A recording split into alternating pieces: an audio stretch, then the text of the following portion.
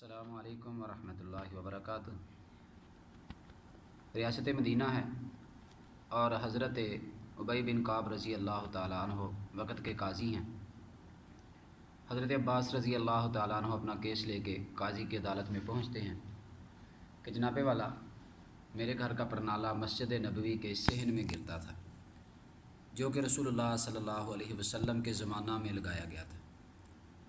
حضرت ابوبکر صدیق رضی اللہ تعالیٰ عنہ کے دور میں ایسے ہی قائم رہا، مگر جناب عمر رضی اللہ تعالیٰ عنہ نے اسے بند کروا دیا۔ میں آپ کے سامنے اپنی درخواست لے کے حاضر ہوا ہوں۔ حضرت ابی بن کعب رضی اللہ تعالیٰ عنہ جو قاضی ہیں، پیغام بھیجا جناب امیر المؤمنین حضرت عمر رضی اللہ تعالیٰ عنہ کے پاس، اور انہیں عدالت میں بلا لیا گیا۔ دونوں فریقین کو اپنا اپنا موقف بیان کرنے کا کہا گیا۔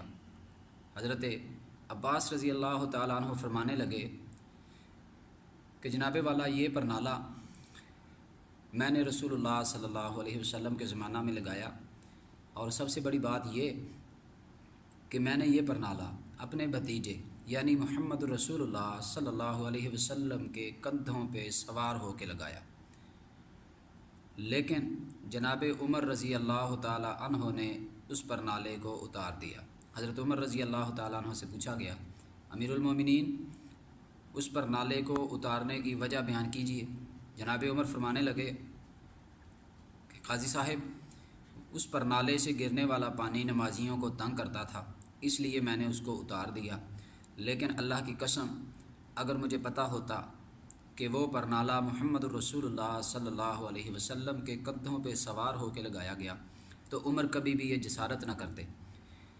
لوگوں نے دیکھا جناب عمر کی آنکھوں سے آنسو جاری ہیں، اور حضرت عباس رضی اللہ تعالی عنہ کے سامنے التجا کرنے لگے، منتیں کرنے لگے کہ آئیے بالکل اسی طرح جس طرح محمد الرسول اللہ صلی اللہ علیہ وسلم کے کندھوں پہ سوار ہو کے آپ نے وہ پرنالہ لگایا تھا، بالکل اسی طرح عمر کے کندھوں پہ سوار ہو جائیے اور اس پرنالے کو دوبارہ اسی جگہ نصب کر دیجئے۔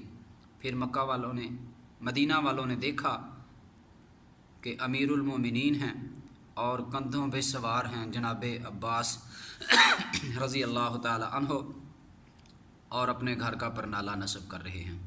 یہ تھی ریاست مدینہ، اور یہ تھے ریاست مدینہ کے حکمران۔ اللہ ہمیں ایسے حکم